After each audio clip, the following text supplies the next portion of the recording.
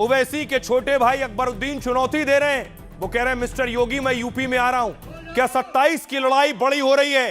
क्या 27 में योगी के सामने ओवैसी बंधु होंगे? तैयार मिस्टर योगी, तैयार हो जाओ, यूपी भी आ रहा हूं। चलेंगे यूपी, चलेंगे, चलो अब इसके बाद में यूपी चलते हैं और यूपी में अपनी ताकत अपने झंडे को गाड़ते हैं और सब झंडे को वहां भी लहराएंगे। मिस्टर योगी तैयार हो जाओ, यूपी भी आ रहा हूं, चलेंगे यूपी। दूसरी तरफ योगी आदित्यनाथ आज सीतापुर में थे। योगी सीतापुर में थे और वहां से भी योगी विरोधियों को जवाब दे रहे थे।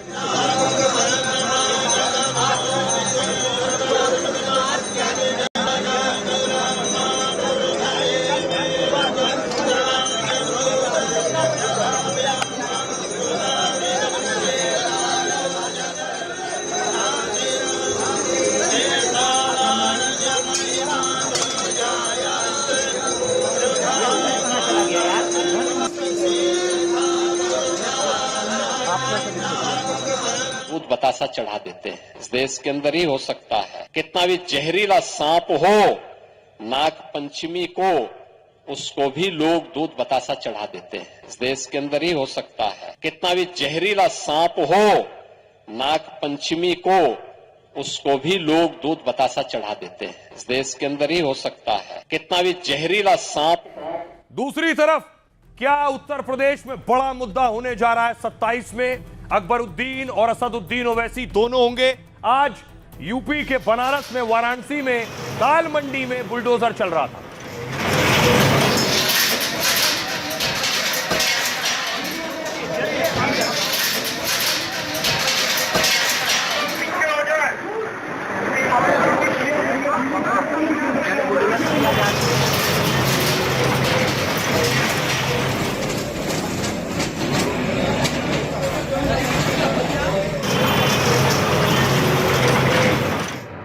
बुलडोजर चल रहा था वाराणसी के दाल मंडी में। एक शख्स ने देखिए तेल डालकर आग लगा दी उसी वक्त अपनी दुकान और मकान पर।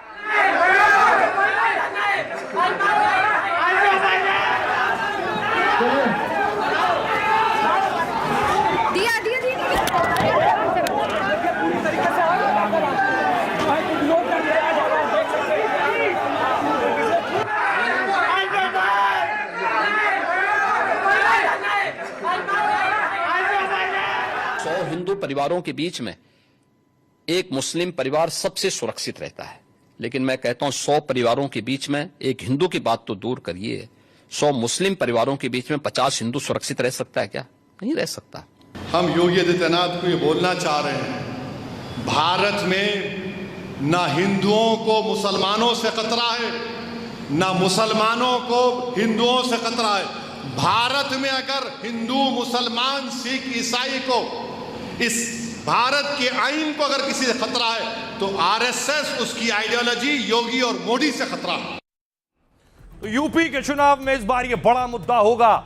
एक और तस्वीर देखिए जरा। लखनऊ के केजीएमयू में मजारों पर नोटिस चस्पा किया गया। ओवैसी बंधु इसे भी चुनाव में बड़ा मुद्दा बनाएंगे, चाहे वो मजार हो या बुलडोजर एक्शन हो।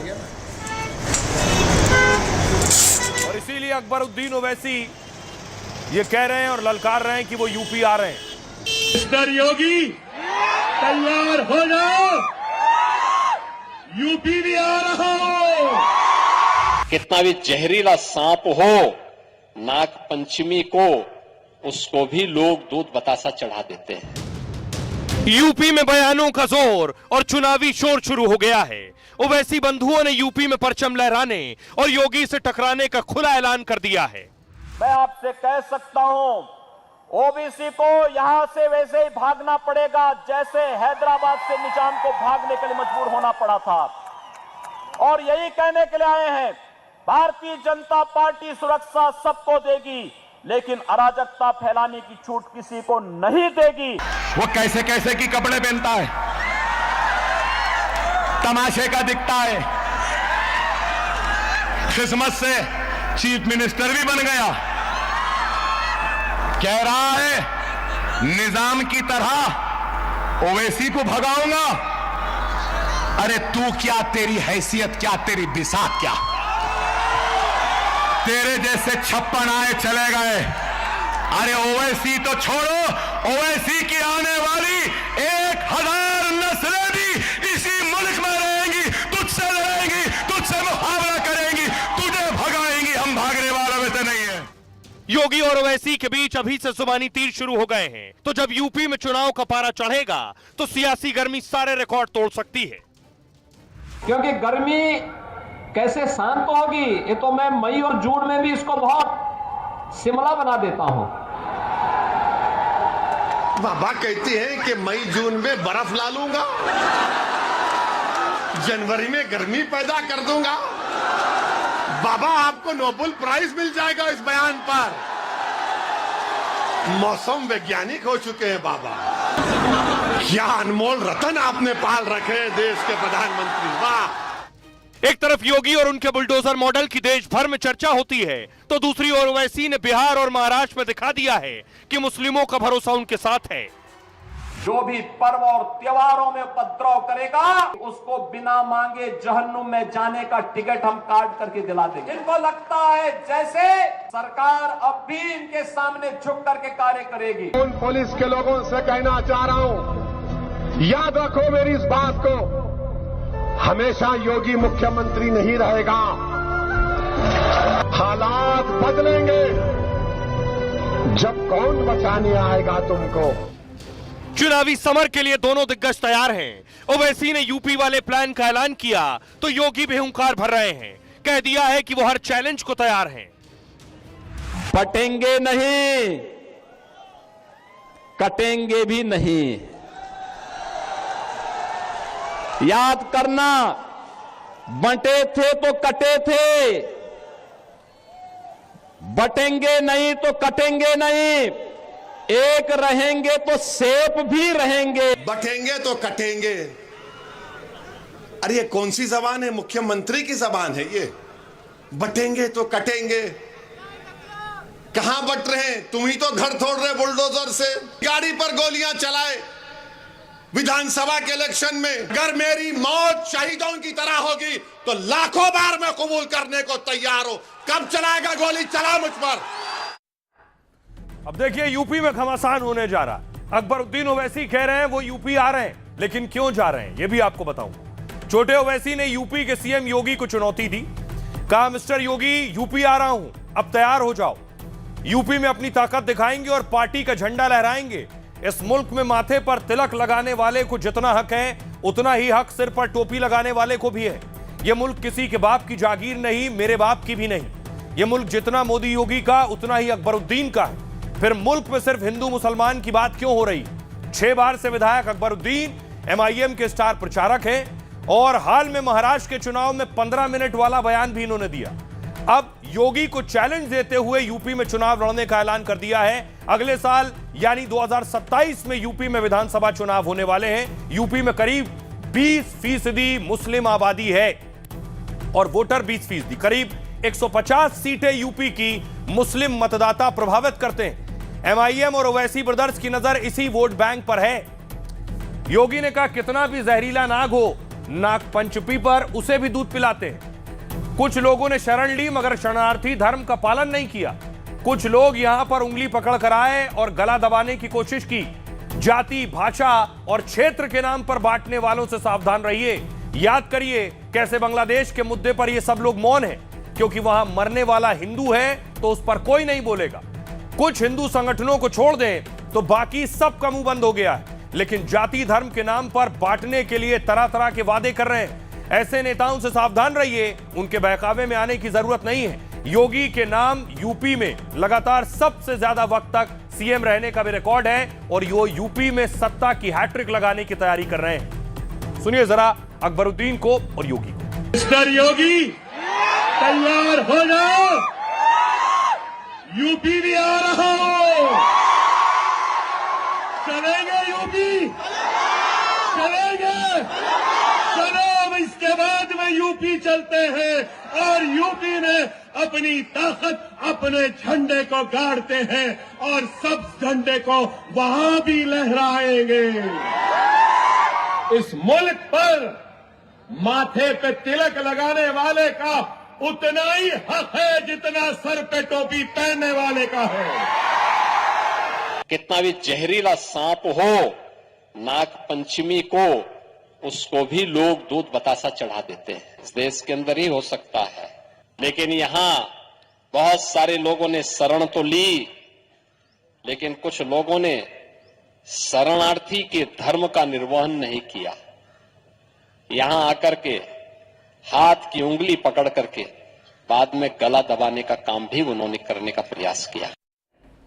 अब देखिए जरा, अगर अकबरुद्दीन ओवैसी और असदुद्दीन ओवैसी यूपी में चुनाव लड़ते हैं तो पहले तो बड़ा ध्रुवीकरण, और उसका नुकसान सबसे ज्यादा किसे होगा? अखिलेश यादव को। कैसे, जरा ये देखिए। यूपी में मुस्लिम बहुल सीटें हैं 143 143, जिसमें से 73 सीट्स पर मुस्लिम आबादी 30% से ज्यादा है। दूसरी तरफ 70 सीट पर मुस्लिम आबादी 20 से 30% है। अब इसमें से देखिए जरा कि 10 साल में सपा को मुसलमानों ने 80 से 90% वोट जो मुस्लिम है वो सपा को गया है।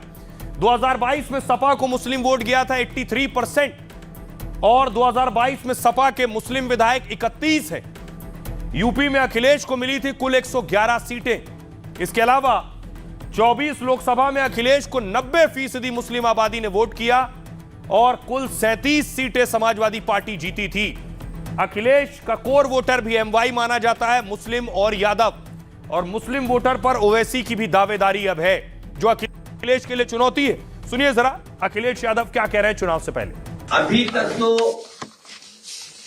एसआईआर के माध्यम से बिहार का चुनाव उन्होंने जीत लिया। एसआईआर की बड़ी भूमिका थी माहौल बिगाड़ने के लिए, दबाव बनाने के लिए, मनोबल गिराने के लिए। बिहार के चुनाव को जीत लिया भारतीय जनता पार्टी ने। वेस्ट बंगाल में भी यही कोशिश कर रहे हैं एसआईआर को लेकर के। वहां की सरकार लगातार, वहां की मुख्यमंत्री लगातार इस बात को कह रहे हैं कि चुनाव आयोग भारतीय जनता पार्टी का आयोग बन गया है, और उन्हें मजबूरी में भारतीय जनता पार्टी के काली करतूतों के खिलाफ काला कोट पहनना पड़ा और सुप्रीम कोर्ट पे खड़ा होना पड़ा कि किस तरीके से भेदभाव, किस तरीके से election commission Bharatiya Janata party का सहयोगी दल बन गया। अखिलेश यादव जी एसआईआर को एनआरसी कह के मेरे ख्याल से इलेक्शन कमीशन का, और मैं ये कहता हूं कि डेमोक्रेसी का मजाक उड़ा रहे हैं। किसी इतने बड़े पॉलिटिकल लीडर को इस तरह की भाषा किसी सूरत में भी बेहतर नहीं है। जहां तक किसी आदमी को पेश करके वो ये साबित करने की कोशिश कर रहे हैं कि वो साइन नहीं जाता और उनके नाम से कई फॉर्म भरवा लिए गए, तो आपके पास ऑप्शन है ना, फॉर्म नंबर 7 भरिए ना। हम लोग बोल नहीं रहे, हम लोग काम कर रहे हैं मौके पर। जो ये फॉर्म जब 7 के माध्यम से घोटाला करना चाह रहे हैं उसको पकड़ने की कोशिश। बड़ी बात यह है कि ओवैसी के हौसले बुलंद हैं। पिछले कुछ चुनाव के जो नतीजे आए हैं, अब वो यूपी में इसीलिए एंट्री कर रहे हैं। सबसे पहले देखिए महाराष्ट्र, हाल के निकाय चुनाव में बड़ी कामयाबी हासिल की है। 13 नगर निगमों में एमआईएम की 125 पार्षद चुनाव जीते। मुस्लिम मतदाताओं ने खुलकर उन्हें वोट किया है। बीएमसी में सपा को 2 सीट मिली और एमआईएम को 6 सीट मिली है। मालेगांव में 21 और संभाजी नगर में 33 सीटें जीती। बिहार देखिए, 2025 के विधानसभा में 5 सीटों पर जीत दर्ज की है। 21 में भी ओवैसी की पार्टी ने ये सीटें जीती थी, लेकिन बाद में उनके विधायक आरजेडी में चले गए। 2025 में मुस्लिम बहुल सीमांचल में वापसी की है। 8 सीट पर महागठबंधन को सीधे नुकसान पहुंचाया ओवैसी ने। उत्तर प्रदेश देखिए, 2022 में भी वैसे यूपी में 100 सीटों पर चुनाव लड़ा था, हालांकि तब ओवैसी की पार्टी को एक भी सीट नहीं मिली। इस बार 200 सीटों पर चुनाव लड़ने की तैयारी कर रहे हैं। सबसे ज्यादा जोर मुस्लिम बहुल पश्चिमी उत्तर प्रदेश पर होने वाला है। अब वो वोट में कितना कन्वर्ट होगा, बड़ी बात यह है। लेकिन सुनिए जरा, ओवैसी के नेता शौकत अली बता रहे हैं कि लोगों को कितने बच्चे पैदा करने। हम तो कहेंगे कि ज्यादा से ज्यादा बच्चे पैदा करें आप लोग। अल्लाह अगर दे रहा है तो आप उसको लीजिए, इनकार मत करिए अल्लाह की जात से। जिनको नहीं होता कोई चौखट नहीं बचती जहां जाकर के अपना माथा ना टेके कि मुझे भी साहिब औलाद कर दे। और मैं ये भी सुनिए, जब तक दे रहा है जब तक लेते रहिए। लोग थोड़ा परेशान तो है कि हमारी आबादी बढ़ रही है, तो हम तो आज से एक नारा देंगे कि हम 2 और हमारे 2 दर्जन। हमारे तो अल्हम्दुलिल्लाह 8 बच्चे हैं। कितने? 8 बच्चे हैं अल्हम्दुलिल्लाह। हमारे बड़े भैया के अल्हम्दुलिल्लाह 16 बच्चे। 200 सीटों पर हम तैयारी कर रहे हैं चुनाव लड़ने की। 403 सीटें उत्तर प्रदेश में है। 203 सीट हम अखिलेश यादव जी के लिए छोड़ रहे हैं ताकि 203 सीट पर वो बीजेपी को चुनाव हरा दें। 200 सीट पर हम चुनाव लड़ने जा रहे हैं। इंशाल्लाह उन सीटों पर हम बीजेपी को रोक देंगे। शौकत अली और ओवैसी को बोलता हूं कि भाईजान कोई मुख्यमंत्री बनेगा, मेयर बनेगा। मेयर तो बना नहीं पाए मुंबई में आप, बुरखे वाली हिजाब वाली ना बनने वाली है। आपको जहां बनाने की ताकत है वो है आपका अध्यक्ष। चुनौती देता हूं ओवैसी मियाँ को कि मियाँ ओवैसी अपनी पार्टी का अध्यक्ष हिजाब वाली को बनाओ, अपनी पार्टी का अध्यक्ष बुरखे वाली को बनाओ, अपनी यूपी का अध्यक्ष एक बुरखे वाली या हिजाब वाली को बनाओ, या वरना ये ऐसी अनाप शनाप बातें करके देश को 1000 साल पहले ले जाना, ये काम बंद करो। यूपी में कौन से मुद्दे बड़े होंगे इस बार चुनाव में? क्या उसमें बुलडोजर एक मुद्दा होगा? देखिए जरा, वाराणसी में आज बुलडोजर एक्शन हुआ। दाल मंडी में जो सबसे ज्यादा सुर्खियों में है, उस इलाके में आज बुलडोजर पहुंचा। हम लोग पीछे हो जाए,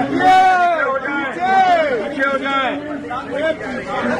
पीछे हो जाए हम लोग।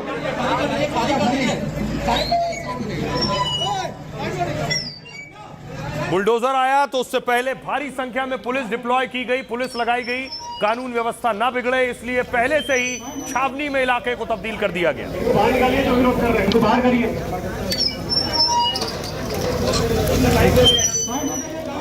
साइड हो जाइए, साइड हो जाइए।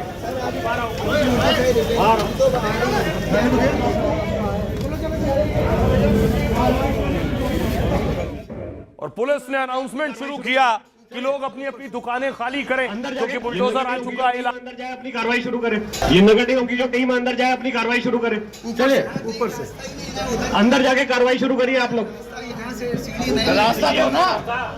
ऊपर मेरा माल उस तरफ रखा है, चोरी हो जाए कौन जिम्मेदार है? कोई यहाँ पुलिस है, कोई चोरी नहीं कर रहा। चलिए हटाइए। कौन दिन पर रहेगा? चलिए ठीक है, सब देख लेंगे। चलिए कहाँ ऊपर नगर निगम की टीम अंदर जाए। ये नगर निगम की जो टीम अंदर जाए, अपनी कार्रवाई शुरू करे। चलिए ऊपर से अंदर जाके कार्रवाई शुरू करिए आप लोग। रास्ता दो ना। ऊपर मेरा माल उस तरफ रखा है, चोरी हो जाए कौन? उसके बाद ये यहीं खत्म नहीं हुआ। उसके बाद खींचतान शुरू हुई, झड़प शुरू हुई। स्थानीय लोग सड़क पर आ गए और वो तैयार नहीं थे बुलडोजर चले। ऐसा नहीं चलेगा, रुकिए।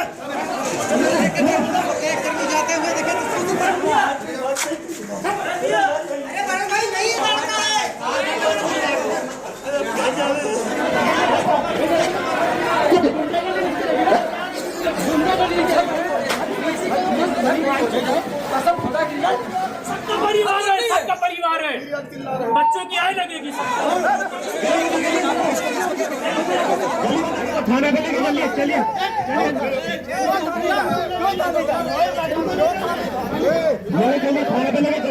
और उसके बाद दाल मंडी में बुलडोजर चलना शुरू हुआ। देख रहे हैं, पतली गली है, संकरी गली है, लगभग 400-500 मीटर लंबी गली है ये।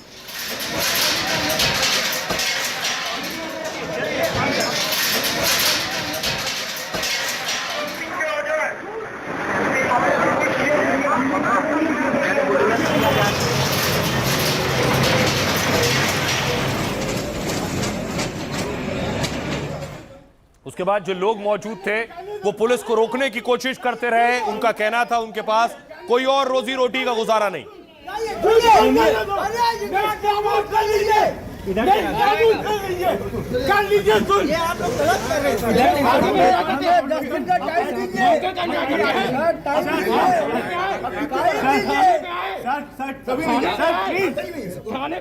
और इस बीच जो एक घटना हुई वो बेहद खतरनाक थी। बुलडोजर चलने वाला था, एक शख्स इस पर अड़ा था कि वो बुलडोजर नहीं चलने देगा, उसके पास रोजी रोटी का कोई ठिकाना नहीं है। उसने आग लगा ली। उसके बाद दिया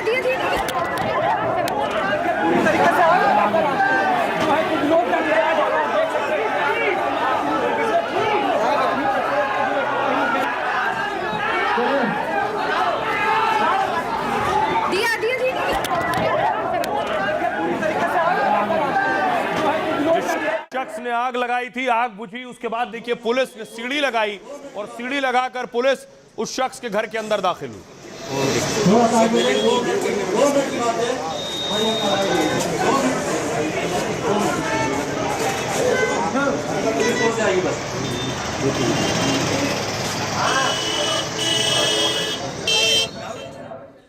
और दाल मंडी दरअसल जो इलाका है वहां लोग 20 साल 30 साल 40 50 साल से रहते हैं, ये वो इलाका है। मिन्नत कर रहे हैं, कह रहे हैं कि बचाने की कोशिश कर रहे हैं, लेकिन यहाँ पर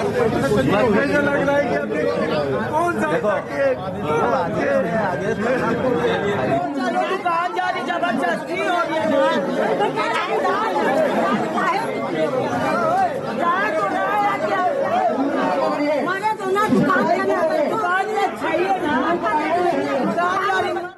तो स्थानीय लोग जिनके घर और दुकानें हैं वो रो रहे हैं, पुलिस से मिन्नतें कर रहे हैं। दरअसल आपको बताऊं ये दाल मंडी बनारस की सबसे पुरानी बस्ती वाला घना इलाका है, घनी आबादी का इलाका है और पहले यहां दाल का व्यापार होता था, इसलिए इसका नाम पड़ा दाल मंडी।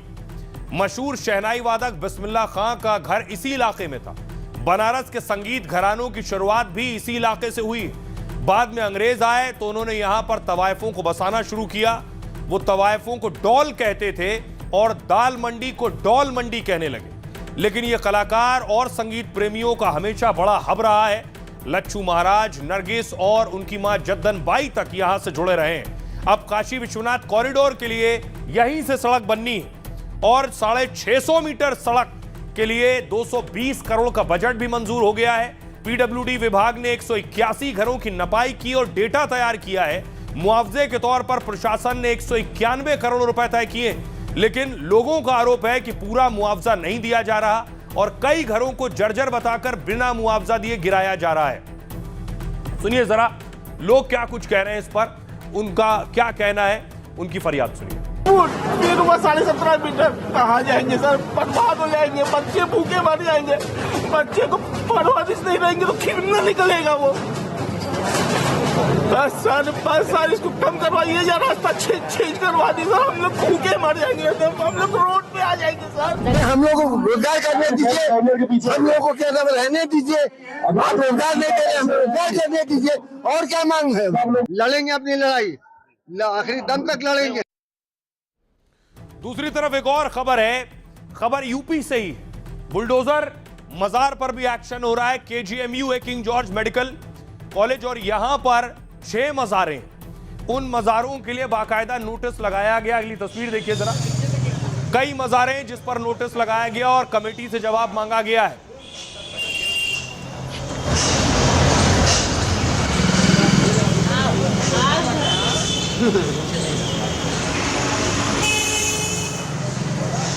अब सवाल यह है कि केजीएमयू में मजार अचानक कहां से आ गई, या मजार पहले से बनी थी।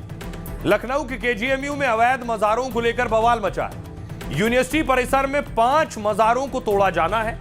22 जनवरी को केजीएमयू प्रशासन ने 6 मजारों को नोटिस दिया। नोटिस में मजारों की वैधता और निर्माण से जुड़े दस्तावेज मांगे गए, लेकिन तय समय यानी 7 फरवरी को एक मजार कमेटी ने ही जवाब दिया अपना। केजीएमयू प्रशासन को बताया मजार के बारे में, दावा किया गया कि यह मजार ऐतिहासिक है जो आजादी से पहले बनाई गई। अब केजीएमयू प्रशासन मजार कमेटी के दावे को लेकर जांच कर रहा है। परिसर में मौजूद 5 मजार कमेटियों ने कोई जवाब नहीं दिया है, इसलिए दोबारा नोटिस हुआ और 28 फरवरी तक स्पष्टीकरण मांगा गया है। अब आपको बताऊं कि इसका विरोध क्यों हो रहा है। दावा यह है कि मजार जो यहां बनी है वो 600 साल पुरानी है। इसका निर्माण, ये जो केजीएमयू है, इसका निर्माण 1911 में हुआ था। साथ ही 1870 में महाराजा विजय नगरम ने लखनऊ में मेडिकल कॉलेज का प्रस्ताव रखा था, हालांकि उस वक्त मेडिकल कॉलेज बन नहीं पाया। 1905 में जब ब्रिटेन के राजकुमार भारत आए तो उनकी याद में इसकी नींव रखी गई। फिर 1911 में इस मेडिकल कॉलेज की इमारत बनकर तैयार हुई। इसका औपचारिक उद्घाटन हुआ, तब राजकुमार किंग जॉर्ज पंचम बन चुके थे और उनके नाम पर ही इसका नाम किंग जॉर्ज मेडिकल यूनिवर्सिटी यानी केजीएमयू रखा गया। अब केजीएमयू एमबीबीएस, बीडीएस, नर्सिंग और पैरामेडिकल कोर्स के लिए प्रसिद्ध है। साथ ही यहां पर इलाज के लिए 4000 से अधिक बिस्तर वाला अस्पताल भी है।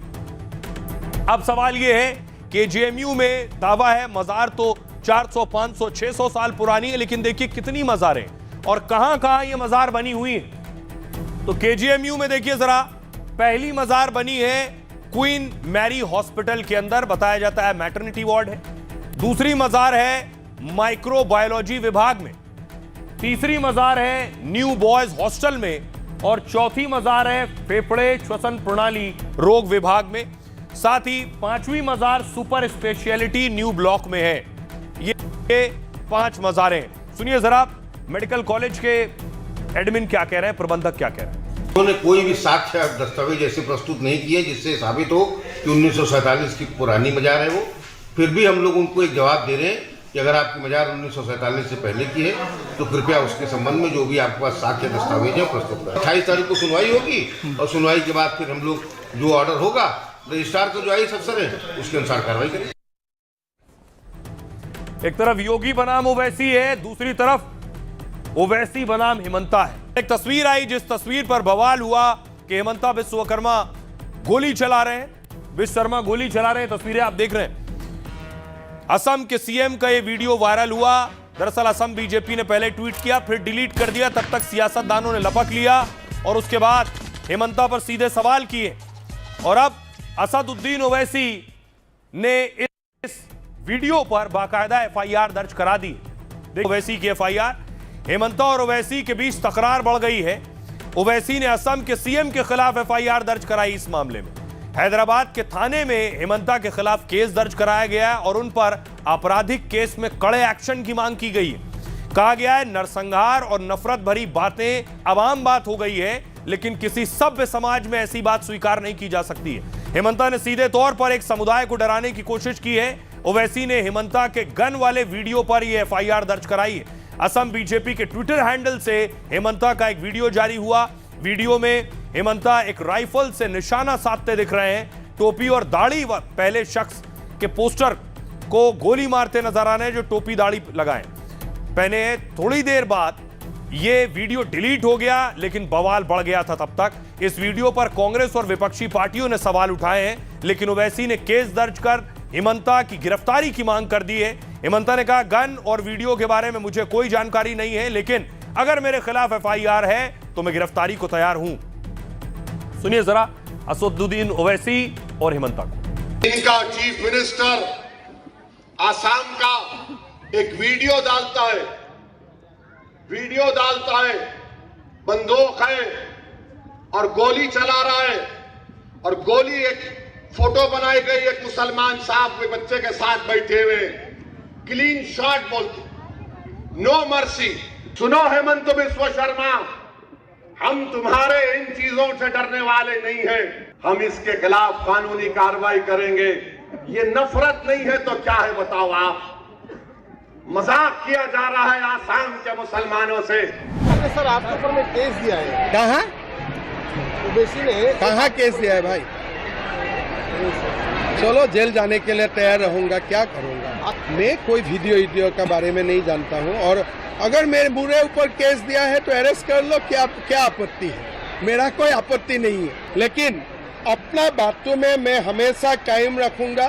बांग्लादेशी का घुसपैठियों का हम खिलाफ है और खिलाफ रहेगा। बहुत ही झूठा, घटिया, अस्तरहीन बयान है आसाम के मुख्यमंत्री का। वो होता है ना, नया मुल्ला ज्यादा प्याज खाता है, तो वो चूंकि गए हैं कांग्रेस से, तो वो कंपटीशन में है कितनी गालियां वो दे लें जिससे उनकी कुर्सी बची रहे, अपनी वफादारी साबित कर। 6 महीने से वही टेप रिकॉर्डर चल रहा है गौरव गोगोई जी को लेकर, वही आरोप लगाए जा रहे हैं। एसआईटी गठित की, ये सब की, जो पूरे 2 घंटा उन्होंने कल प्रेस कॉन्फ्रेंस की, उसमें क्या नया दिया? वो जो तिलमिलाए हुए हैं, घबराए हुए हैं ना, जिस तरीके से गौरव गोगोई जी एक मजबूत लड़ाई लड़ रहे हैं, उसका ही एक नतीजा है। चुनावी राजनीति के लिए, वोटों के लिए असम के मुख्यमंत्री जिस हद दर्जे तक गिर रहे हैं वो अपने आप में शर्मनाक है और घटियापन की इंतहा है। और ये खबरों में आगे बढ़ रहे हैं। आज की एक और बहुत बड़ी खबर है कि पाकिस्तान झुक गया है। झुका पाकिस्तान और अब हाथ मिलाने को बेकरार है। कल आपको बताया था पीसीबी और आईसीसी के डिप्टी चेयरमैन इमरान ख्वाजा के बीच बैठक हुई, मुलाकात हुई। खबर यह मिल रही है कि पाकिस्तान भारत के साथ मैच खेलने को तैयार है। 15 फरवरी का मैच।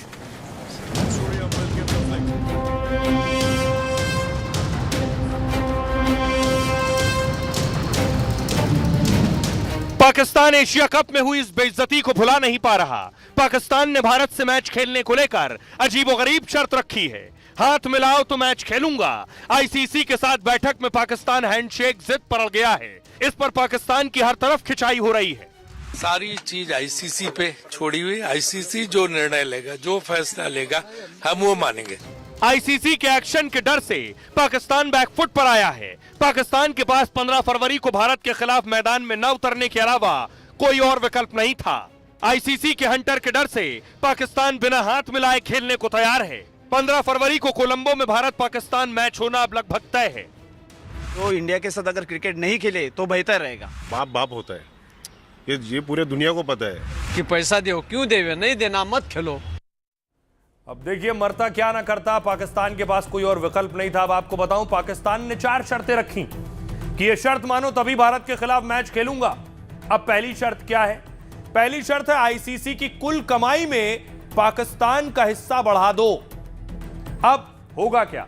पाक को अभी आईसीसी की कुल कमाई का मिलता है सिर्फ 6%, जबकि सबसे ज्यादा भारत को 39% हिस्सा मिलता है। अब तुरंत आईसीसी पाकिस्तान का हिस्सा नहीं बढ़ा सकता, तो यह शर्त भी खत्म। दूसरी शर्त, भारत पाकिस्तान के बीच द्विपक्षीय क्रिकेट को बहाल किया जाए। द्विपक्षीय सीरीज को न्यूट्रल वेन्यू पर कराने की मांग की है। अब इसका क्या होगा? भारत आतंकवाद और सुरक्षा कारणों से पाकिस्तान का दौरा नहीं करता है। भारत पाकिस्तान के बीच आखिरी द्विपक्षीय सीरीज 2012 में हुई। इसके बाद से दोनों टीमें एशिया कप या आईसीसी टूर्नामेंट में भिड़ती हैं। पाकिस्तान की मांग आईसीसी ने सीधे खारिज कर दी है। फिलहाल पाकिस्तान की मांग पर भी पूरी होती नहीं दिख रही। अब देखिए तीसरी मांग, पाकिस्तान की तीसरी शर्त सबसे ज्यादा चर्चा में है। आप सुनकर ताज्जुब करेंगे। पाकिस्तान ने मैच खेलने के लिए हाथ मिलाने की शर्त रखी है। ये हाथ बढ़ा रहे हैं कि कोई तो हाथ मिला लो। पाकिस्तान ने कहा कि पहले हाथ मिलाओगे, मैच खत्म होने के बाद तभी खेलूंगा। भारत ने मोहसिन नकवी से ट्रॉफी लेने से भी इनकार कर दिया था, आपको याद होगा, हाथ मिलाने को लेकर। इससे पाकिस्तान को मिर्ची लग गई थी और भारत ने पाकिस्तान को आतंकवाद के मुद्दे पर आईना दिखा दिया था। मौजूदा आईसीसी नियमों के तहत हैंडशेक अनिवार्य नहीं है। यह पूरी तरह से आपसी सहमति पर निर्भर करता है और इस वजह से पाकिस्तान की यह मांग भी पूरी होने वाली नहीं है। चौथी शर्त देखिए, पाकिस्तान ने विश्व कप से बैन बांग्लादेश टीम का समर्थन किया है और साथ ही बांग्लादेश को पूरा मुआवजा देने की मांग की है। 2021 में भारत बांग्लादेश को विश्व कप की मेजबानी करनी है। 2031 में भारत बांग्लादेश को मेजबानी करनी है। ऐसे में पाक चाहता है बांग्लादेश की मेजबानी बरकरार रहे, साथ ही वो अपने सारे मैच बांग्लादेश में खेल सके। अब होगा क्या? सूत्रों के मुताबिक आईसीसी ने पाक की सभी मांगों को खारिज कर दिया। साथ ही भारत से मैच न खेलने पर होने वाले नुकसान की भी जानकारी ने दे दी है। पाकिस्तान अब नुकसान के डर से मैच खेलने के लिए करीब करीब तैयार हो गया है, लेकिन पाकिस्तान आईसीसी को ब्लैकमेल कर कुछ लाभ उठाने की कोशिश कर रहा है। अब ताज्जुब यह है कि हमने भारत के लोगों से पूछा कि पाकिस्तान की एक शर्त दिलचस्प है कि मैच तो खेल लूंगा, लेकिन मैच खत्म होने के बाद हाथ जरूर मिलाना पड़ेगा। तो सुनिए जरा भारत के लोग क्या कह रहे हैं। आईसीसी का रूल एंड रेगुलेशन उनको मंजूर नहीं है, तो इंडिया के साथ अगर क्रिकेट नहीं खेले तो बेहतर रहेगा। शायद वो हमारी टीम के साथ खेलने के लिए शायद डरते होंगे। उनको पता है कि हम मैदान में उतरेंगे तो पछाड़ देंगे, तो वो सब बहाने हैं, पैसा मांगना, पैसा देना, और उनकी वो लेवल नहीं है हमारे इंडिया क्रिकेट टीम के साथ खड़े रहने की। ये बाप बाप होता है, ये पूरे दुनिया को पता है कि भारत किसका बाप है और कौन उनके चेले हैं, कौन उनके बेटे हैं। तो हम उसी तरह से रहेंगे। हमारा एक स्टैंडर्ड है भारत का, हमारे क्रिकेट का एक स्टैंडर्ड है, हम वैसा मेंटेन करेंगे और उसी तरह से हम रहेंगे। वो कुछ भी बोल सकते हैं कि पैसा दो, क्यों देवे, नहीं देना मत खेलो, नहीं दो, पैसा नहीं देंगे। ये सब झूठे बहानेबाजी का कोई मतलब नहीं है और हिंदुस्तान अब सबका बाप बन के खड़ा है और विश्व का गुरु बनने जा रहा है। अब हिंदुस्तान को कुछ बोलने और पूछने की जरूरत नहीं है। किसी दबाव में नहीं आना चाहिए। आज ये दबाव बनाए, कल को वो बनाए, परसों को वो बनाए, तो दबाव की राजनीति का कोई मतलब नहीं। सबसे बड़ी बात कि पाक को तो नापाक कहना चाहिए, पाक कहना ही नहीं चाहिए। कहीं किसी एंगल से लगता है वो पाक है, नहीं है। आर्थिक रूप से कंगाल हो चुका है, वो कटोरा लेके भीख मांगने की स्थिति उसकी आ गई है, तो अब उसके पास बचा ही क्या है। उनको नहीं खेलना चाहिए हमारे यहाँ, और हमने भी नहीं खेलना चाहिए उनके साथ में, क्योंकि वो मुल्क हमारे कहीं भी इसमें आता नहीं है और पाकिस्तान की हमारे से बहुत बुरी हालत है। इसलिए मैं तो चाहूँगा कि भारत ने उनके साथ खेलने नहीं चाहिए। मैं अब देखिए जरा, पाकिस्तान की डिमांड जो है हाथ मिलाने वाली, उस पर मजाक उड़ रहा है। सोशल मीडिया पर पाकिस्तान की जगहसाई हो रही है। लोग क्या क्या लिख रहे हैं पाकिस्तान के लिए। लोग लिख रहे हैं, मोहित कह रहे हैं जाओ नहीं मिलाएंगे हाथ, जो करना है कर लो। अविनाश ने कहा पाकिस्तान हैंडशेक की जिद पर क्यों अड़ा है, तो इस वजह से मैच खेलने से इनकार किया था, गजब है। संजीव लिख रहे हैं जब खेलना ही था तो इतना ड्रामा क्यों किया है।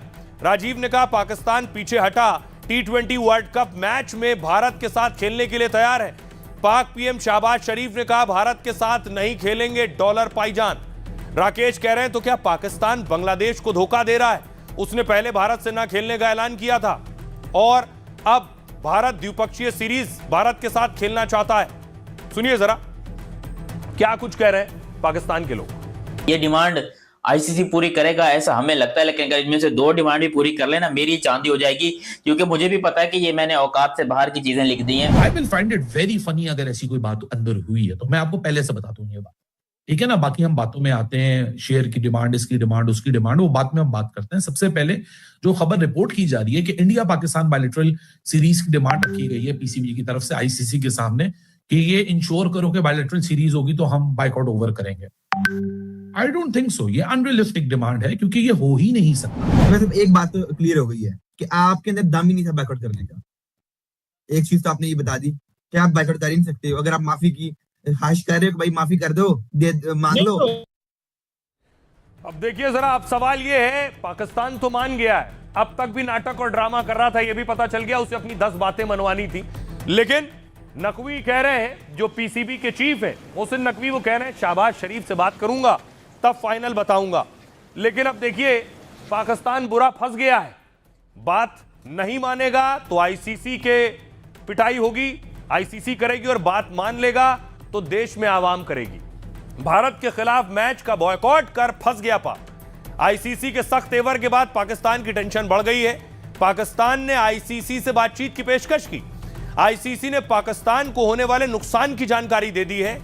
पाकिस्तान ने आईसीसी के सामने शर्त रखकर ब्लैकमेल करने की कोशिश की, लेकिन आईसीसी के आगे पाकिस्तान की दाल गलती नहीं दिख रही है। यह बैठक कल करीब 5 घंटे चली थी। अब पाकिस्तान के पास फाइनल फैसले के लिए 24 घंटे हैं। अंतिम फैसला पाकिस्तान सरकार के स्तर पर होना है। पीसीबी चेयरमैन मोहसिन नकवी ने शहबाज शरीफ को जानकारी दी है 15 फरवरी को कोलंबो में मैच पर फाइनल फैसला वो लेंगे। इसके बाद पीसीबी फैसले की जानकारी आईसीसी को देगा, फिर आईसीसी भारत पाक मैच को लेकर ऐलान करेगा। पाकिस्तान के मना करने की स्थिति में कड़ा एक्शन हो सकता है। और सुनिए जरा क्या कुछ कह रहे हैं सियासतदान और पूर्व क्रिकेटर। राय सरकार की पूछिए ना, मैच करवा क्यों रहा है? क्या ऑपरेशन सिंदूर खत्म हो गया? आप सवाल पूछिए ना बीसीसीआई से, आप सवाल पूछिए सरकार से। हमारी आपकी राय कौन सुन रहा है? अगर हम आप राय प्रकट भी कर देंगे तो वो सिर्फ एजेंडे के लिए होगा।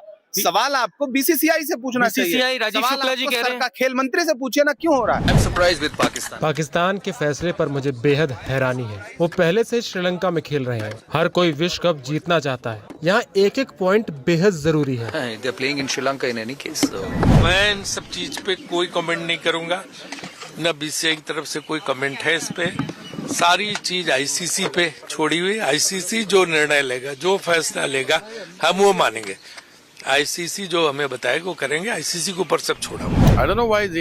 बीसीसीआई पाकिस्तान के खिलाफ मैच खेलने को लेकर बेचैन क्यों है? ऑपरेशन सिंदूर के दौरान क्या कहा गया था? क्या वो भूल गए?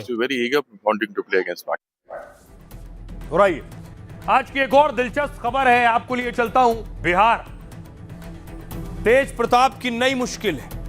तेज प्रताप की एक मुश्किल थी चुनाव, नतीजे आ गए, कुछ नहीं जीते। एक और मुश्किल तेज प्रताप की तस्वीर पिछले दिनों आई, वायरल हुई और उन पर इतनी भारी पड़ी कि परिवार से भी बेदखल हो गए इस तस्वीर के बाद। और न सिर्फ परिवार बल्कि पार्टी से भी बेदखल हो गए। तब सवाल उठा कि तेज प्रताप के साथ जो है अनुष्का, वो कौन है? करवा चौथ के व्रत की भी तस्वीर सामने आई। इस तरह की बहुत सी तस्वीरें आई। अब जानकारी यह है कि तेज प्रताप के साथ जो तस्वीरों में नजर आ रही हैं वो मां बन चुकी हैं। तेज प्रताप यादव लालू यादव के बड़े बेटे हैं, लेकिन फिलहाल उनकी पहचान यही है कि वो बिहार की सियासत में अपनी पहचान बना रहे हैं। अनुष्का यादव के साथ रिश्ते को लेकर करीब 8 महीने पहले उन्हें परिवार और पार्टी से निकाल दिया गया। अब एक बार फिर उसी अनुष्का यादव ने उनकी मुश्किल बढ़ा दी है। 8 महीने पहले पूरा बिहार अनुष्का को उनकी दूसरी पत्नी बता रहा था। अब 8 महीने बाद पूरा बिहार कह रहा है तेजू भैया का परिवार बढ़ गया। अनुष्का यादव ने 2 दिन पहले जिस बच्चे को जन्म दिया है वो लालू यादव के परिवार का वारिस है, लेकिन वो खुद पूरी ताकत के साथ इनकार करते हैं। इस तरह का किसी को भी आप किसी का भी फंसा दीजिएगा, किसी को भी ठोक दीजिएगा, कल तक आपका संबंध हम बोलेंगे कि आपका संबंध है, आपका बच्चा है। तो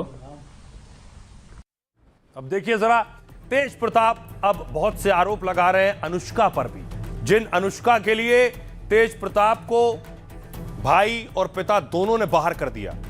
बिहार में अचानक अनुष्का यादव के मां बनने की खबर आई।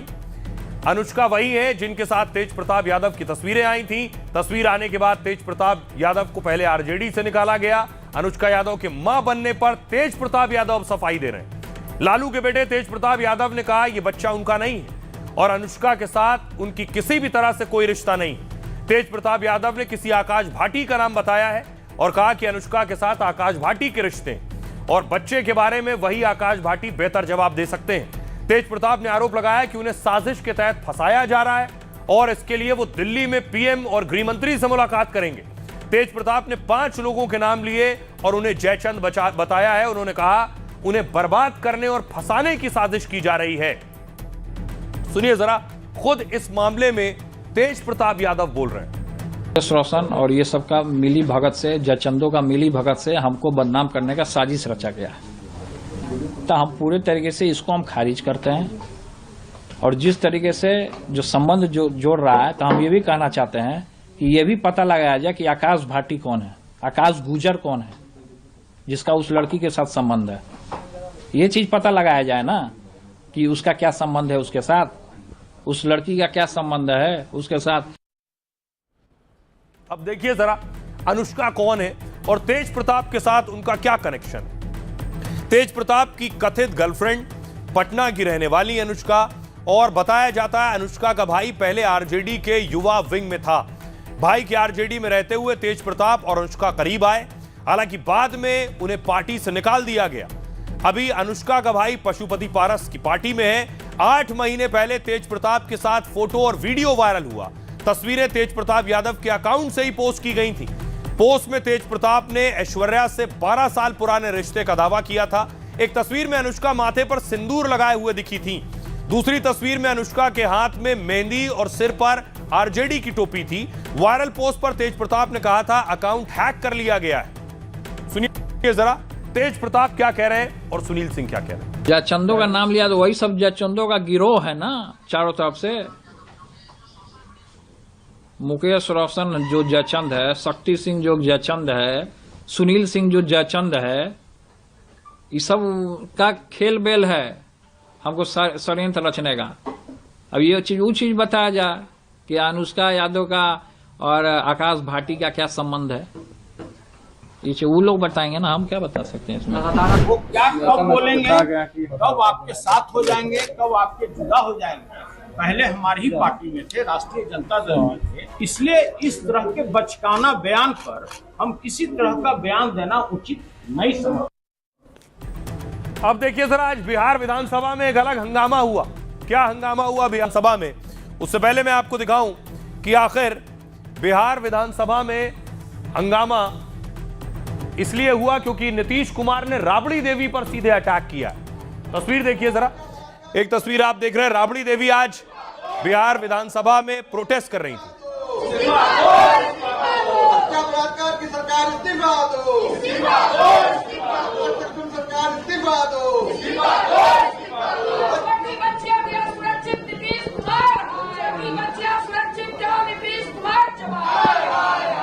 बलात्कार की सरकार है, मुख्यमंत्री इस्तीफा दो, की सरकार इस्तीफा दो। दूसरी तस्वीर देखिए कि क्या हुआ विधानसभा के अंदर।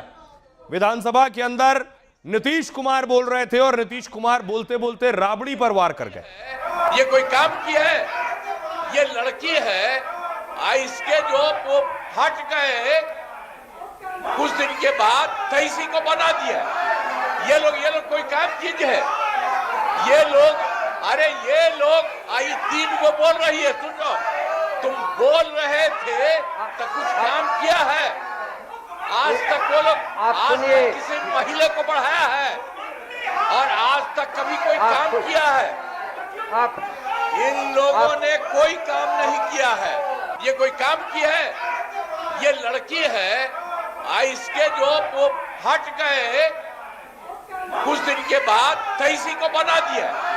ये लोग कोई काम कीजिए है? ये लोग आई 3 को बोल रही है, सुनो, तुम बोल रहे थे तो कुछ काम किया है? आज तक वो लोग आज तक किसी महिला को बढ़ाया है और आज तक कभी कोई काम किया है? इन लोगों ने तो नीतीश कुमार को आप सुन रहे थे। अब देखिए हुआ क्या विधानसभा में। बिहार विधान परिषद में आज जबरदस्त हंगामा देखने को मिला। कार्रवाई शुरू होते ही विपक्ष ने नीतीश सरकार को घेर लिया। राबड़ी देवी ने रेप और हत्या की घटनाएं बढ़ने का आरोप लगाया। राबड़ी देवी ने गृह मंत्री सम्राट चौधरी को लेकर सवाल खड़े किए और उनका इस्तीफा मांग लिया। सम्राट चौधरी का सम्राट का इस्तीफा मांगा। राबड़ी देवी के बयान के बाद सदन का माहौल और गर्मा गया। देखते ही देखते पूरा विपक्ष वेल में पहुंच गया और नारे लगाने लगा। हंगामे के बीच मुख्यमंत्री नीतीश कुमार खड़े होकर बोलने लगे। तब राबड़ी देवी खुद खड़ी होकर मुख्यमंत्री के सामने आ गई। नीतीश कुमार और राबड़ी देवी के बीच ये तीखी तू मैं हुई। सदन में जब नीतीश बोल रहे थे तो उनका माइक बंद कर दिया गया। नीतीश कुमार का माइक बंद करने पर हंगामा और तेज हो गया। आरजेडी ने पूछा किसके इशारे पर नीतीश का माइक बंद किया गया है। सुनिए जरा राबड़ी देवी क्या कह रही हैं और सुनील सिंह क्या कह रहे हैं। 10,000 रुपया देला से महिला मजबूत होगी। 10,000 रुपया देला से मजबूत होगी महिला बिहार के। आखिर सुरक्षा चाहिए। आज भी ना बेटियों के साथ, दलित बेटियों, माइनॉरिटी के बेटियों के साथ, सभी जाति के बेआदि के बेटी के साथ हत्या हो रहा है, बलात्कार हो रहा है। इसको रोके ना, पहले इस्तीफा दे, इस्तीफा करे। गृह मंत्री जया से बैठा है सम्राट चौधरी, तया से घटना बढ़ गया है। दुर्भाग्यपूर्ण स्थिति है इस बिहार का कि आए दिन, अब तो 365 दिन की घटना हो गया, शायद ही कोई दिन ऐसा होता होगा जिस दिन बच्चियों के साथ बलात्कार नहीं होता। वैसे राज्य जहां पर इस तरह की घटना होती है, अगर वहां अपराधी 24 घंटे में नहीं पकड़ा जाता है तो वहां के माननीय मुख्यमंत्री को इस्तीफा दे देना चाहिए। बिहार में एक ये बवाल था। दूसरी तरफ बिहार के एक बड़े नेता और सांसद जेल में, पप्पू यादव की गिरफ्तारी हुई। पप्पू यादव में है और आज इस मामले में दरअसल उनकी न्यायिक हिरासत पूरी हो रही थी और आज उनकी जमानत पर भी सुनवाई होनी थी।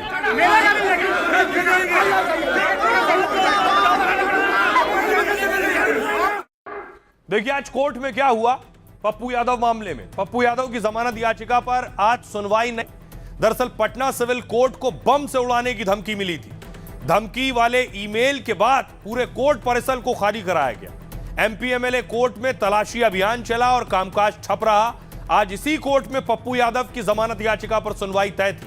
पूर्णिया से निर्दलीय सांसद पप्पू यादव फिलहाल बेउर जेल में बंद हैं। 6 फरवरी की रात 31 साल पुराने केस में पप्पू यादव की गिरफ्तारी हुई थी और गिरफ्तारी ऐसे समय हुई थी जब वो नीट छात्रा की मौत पर हमलावर थे। पप्पू यादव की गिरफ्तारी के बाद समर्थकों ने जमकर बवाल काटा। आरोप है कि उन्होंने साल 1995 में एक घर पर कब्जा कर लिया था। पप्पू यादव उसी मकान में किराए पर कमरा लेकर रहने लगे थे। पहले यहां उन्होंने ऑफिस खोला और फिर कब्जा कर लिया। पप्पू यादव के खिलाफ मकान मालिक ने एफआईआर दर्ज कराई थी और जिसके बाद अब यह कार्रवाई हुई है। सुनिए इस पर सियासतदान क्या कहते हैं। पप्पू यादव कांग्रेस में है या नहीं है। जिस तरह पप्पू यादव को कांग्रेस ने अपमानित करने का काम किया, गाड़ी पे भी नहीं चढ़ने दिया गया। जब राहुल गांधी जी का रोड शो था, आप लोगों ने ही वीडियो जैसे फुटेज जारी किया था जहां उनको धक्का मार के बाहर कर दिया गया। कांग्रेस आज उनके हितचिंतक बनने की कोशिश कर रही है, नीट मामले से जोड़ने की कोशिश कर रही है। यह एक न्यायिक प्रक्रिया है। न्यायालय ने आदेश दिया था, न्यायालय ने वारंट जारी किया था, उसी के तहत उनकी गिरफ्तारी हुई है। और मामूली सा हाजिरी नहीं दिया, हाजिरी टूट गया। हाजिरी टूटने के कारण से वारंट हो गया। अब वारंट में हाजिर होने के लिए पप्पू यादव जी माननीय न्यायालय का समक्ष जाने वाले भी थे। अचानक रात में आते हैं, रात में आकर के उनको उठा करके गुंडागर्दी के साथ प्रशासन गुंडागर्दी करके ले आकर के जेल के सलाखों में भेजा है। बिल्कुल बिहार के लिए यह दुर्भाग्यपूर्ण है। क्या कोई किसी सांसद को सिर्फ ऐसे ही नहीं गिरफ्तार कर सकता ना? यकीनन कहीं ना कहीं कुछ तथ्य सामने आए होंगे, कुछ ऐसे प्रमाण सामने मिले होंगे जिसके आधार पर ये कार्रवाई की गई है। ऐसे में मैं मानता हूं कि हर किसी को न्यायिक प्रक्रिया पर विश्वास रखना चाहिए। अगर उन्हें लगता है कि वो दोषी नहीं है तो यकीनन कोई उनके साथ कुछ गलत नहीं कर सकता है। देखिए, इसमें सरकार कहीं ना कहीं से सरकार देख रही है, और सरकार तो बेवकूफ तो है नहीं, तो सरकार संज्ञान में ले रही है कि कौन दोषी है, कौन किसके ऊपर क्या कार्रवाई करना चाहिए। तो सरकार का काम है, प्रशासन का काम है। अब राहुल गांधी या प्रियंका गांधी क्या कर रहे हैं नहीं कर रहे हैं, ये लोग सब मैटर में घुसे हुए अपना चेहरा चमकाने के लिए। तो चेहरा चमकाने से नहीं होगा, काम करने से होगा। वो आइए खबरों में आगे बढ़ते हैं। आज की एक और खबर है कि लोकसभा में और खासतौर पर लोकसभा स्पीकर के खिलाफ विपक्ष लामबंद हो रहा है और अविश्वास प्रस्ताव लाने की तैयारी में है। स्पीकर के खिलाफ अविश्वास प्रस्ताव, स्पीकर ओम बिरला पर विपक्ष आरोप लगा रहा है कि राहुल गांधी को, लीडर ऑफ अपोजिशन को, बोलने नहीं दिया जा रहा है। अवसर है, नियम प्रक्रिया से किसी माननीय सदस्यों को बोलने से नहीं रोका जाता। बजट के अंदर बोले, अन्य विषयों पर बोले, सदन आपका है, लेकिन सदन नियम प्रक्रियाओं से बोला जाता। तो लोकसभा में आखिर क्या होने जा रहा है? लोकसभा अध्यक्ष ओम बिरला के खिलाफ अविश्वास प्रस्ताव की तैयारी है। विपक्ष स्पीकर के खिलाफ अविश्वास प्रस्ताव ला सकता है। इसके लिए सांसदों का हस्ताक्षर शुरू हो गया है। स्पीकर पर पक्षपाती रवैया अपनाने का आरोप लगा है। कांग्रेस की स्पीकर ओम बिरला से नाराजगी की 4 बड़ी वजहें। पहली वजह, राष्ट्रपति के अभिभाषण पर धन्यवाद प्रस्ताव के दौरान राहुल बोल नहीं पाए। राहुल गांधी को नियमों का हवाला देकर बोलने से रोका गया। इसको लेकर कई दिनों तक सदन में हंगामा हुआ। राहुल पूर्व थल सेना अध्यक्ष जनरल नरवणे की किताब का हवाला दे रहे थे। जनरल नरवणे की यह किताब अभी छपी नहीं है। दूसरी वजह, नरवणे की किताब का जिक्र करने पर राहुल गांधी को रोका गया, लेकिन बीजेपी सांसद निशिकांत दुबे को बोलने दिया गया। निशिकांत ने किताबों का हवाला देकर नेहरू इंदिरा के खिलाफ बातें कही। तीसरी वजह, कांग्रेस के 7 सांसद समेत 8 सांसदों को सस्पेंड किया गया। इन सांसदों को पूरे सत्र के लिए निलंबित किया गया है। चौथी वजह, लोकसभा अध्यक्ष की टिप्पणियों से कांग्रेस बेहद नाराज है, जिसमें उन्होंने लोकसभा में अप्रत्याशित घटना का जिक्र किया था। कांग्रेस के कई सदस्य पीएम के आसन के बेहद करीब पहुंच गए।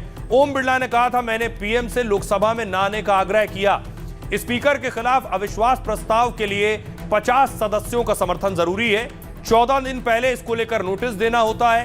कांग्रेस समेत विपक्ष के पास कुल 220 सांसद हैं। एनडीए को लोकसभा में बहुमत हासिल है। ऐसे में अविश्वास प्रस्ताव पास होना मुश्किल है। लेकिन सुनिए इस पर सियासतदान क्या कहते हैं। स्पीकर साहब के पास हम गए। उन्होंने वादा किया कि व्यक्तिगत रूप से आश्वासन दिया कि मुझे बोलने दिया जाएगा। अब आप बात से पलट रहे हैं, तो मैं बोलूं या नहीं बोलूं? वेणुगोपाल जी थे, मैं भी ज्वाइन किया और हम लोग बातचीत किए। मैं इस चीज का पुष्टि करना चाहता हूं कि स्पीकर साहब ने पहल किया था कि अगर सब मान जाए तो सदन चलना चाहिए, और वेणुगोपाल जी की ओर से भी कहा गया है कि हम अपना लीडर ऑफ अपोजिशन से कुछ बुलवाना चाहते हैं। लेकिन उससे पहले हमने ये बात तय किया कि अगर क्या विषय में आप बात करेंगे, अगर स्पीकर के ऊपर एलिगेशन लगाएंगे तो स्पीकर का भी जवाब होगा। ये सारा चीज तय करके ही हम आपको परमिशन देंगे, स्पीकर ने ये कहा। आइए आज की एक और बड़ी खबर है। रईसजादे की लैम्बोर्गिनी ने कुचल डाला है। लैम्बोर्गिनी गाड़ी जो आलीशान गाड़ी है, लग्जरी गाड़ी है, एक रईसजादा चला रहा था, तेज रफ्तार में 2 गाड़ियों को टक्कर मारी।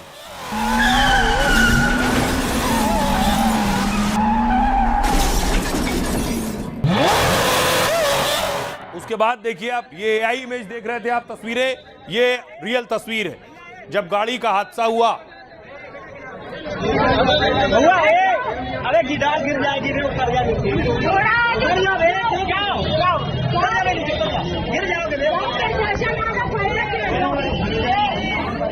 और उसके बाद देखिए जरा, उसके जो बाउंसर थे, बाउंसर्स ने शिवम को निकाला है जो ये गाड़ी चला रहा था।